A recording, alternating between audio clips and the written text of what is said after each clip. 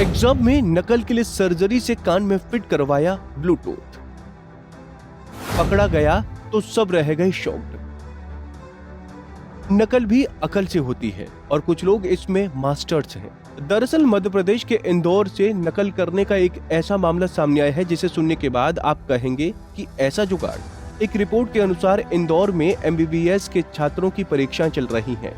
इसी परीक्षा में एक छात्र नकल करने के अनेक तरीकों के पीछे छोड़ते हुए सभी नकलचियों का सरदार बन गया, क्योंकि भैया उसने नकल के लिए अपने कानों में सर्जरी के जरिए माइक्रो ब्लूटूथ डिवाइस फिट करवाई थी। परीक्षा शुरू होते ही करीब 65 मिनट बाद जब कॉलेज में फ्लाइंग ने छापा मारा तो सब हैरान रह गए। दरअसल छापेमारी के दौरान टीम को एक स्टूडेंट के पास से मोबाइल मिला जो किसी ब्लूटूथ डिवाइस से कनेक्ट था।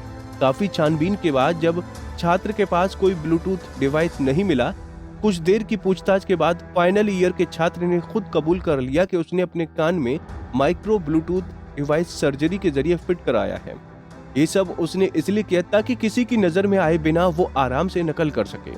छात्र ने बताया कि वो पिछले 11 साल से लगातार ये परीक्षा दे रहा था, लेकिन वो बार बार अपनी परीक्षा में असफल हो रहा था। अब उसके पास ये परीक्षा क्लियर करने का आखिरी मौका था, इसीलिए उसने नकल के इस हाईटेक तरीके का इस्तेमाल किया।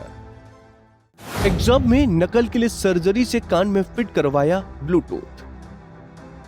पकड़ा गया तो सब रह गए शॉक्ड।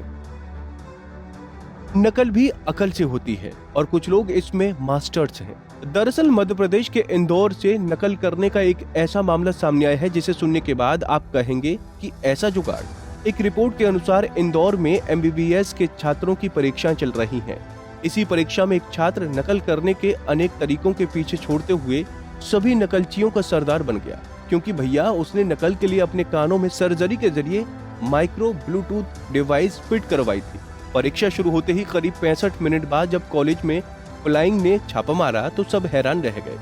दरअसल छापेमारी के दौरान टीम को एक स्टूडेंट के पास से मोबाइल मिला जो किसी ब्लूटूथ डिवाइस से कनेक्ट था।